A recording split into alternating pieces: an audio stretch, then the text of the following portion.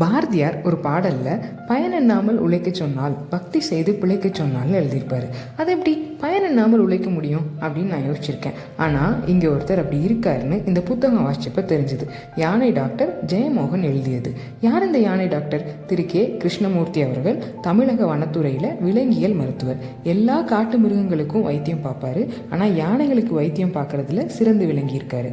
1000க்கும் மேற்பட்ட யானைக்கு அறுவை சிகிச்சை செய்திருக்காரு. 300 யானைகளுக்கு மேலே பிரசவம் பார்த்துருப்பாரு. 100 யானைகளுக்கு மேலே போஸ்ட்மார்ட்டம் செஞ்சுருக்காரு. ஈவன் அதுக்கான இப்போ இருக்கிற முறையவே அவர் தான் உருவாக்கியிருக்காரு. காடும் அங்கே இருக்கிற மிருகங்களும் தான் தனக்கு எல்லான்னு வாழ்க்கை முழுக்க வாழ்ந்திருப்பாரு. அங்கே இருக்கிற அத்தனை மிருகத்துக்கும் டாக்டர் கேவை தெரியும். அவரை பற்றிய கதையை நம்மக்கிட்ட சொல்கிறவர் அவருக்கு பத்மஸ்ரீ விருது வாங்கி கொடுக்கறதுக்கு முயற்சி பண்ணியிருப்பார். இதை டாக்டர் கிட்ட சொல்லவும் அவர் கொஞ்சம் கோச்சிப்பார்.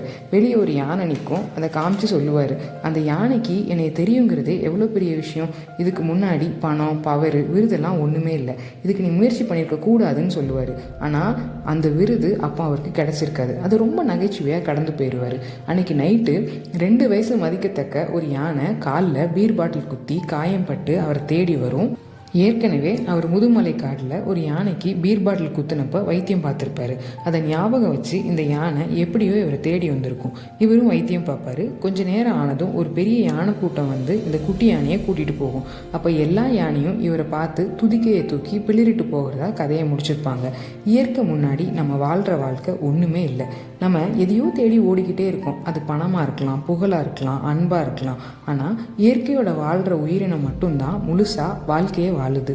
வேறொரு பதிவில் பேசலாம். இப்படிக்கு அன்புடன் வாசகி.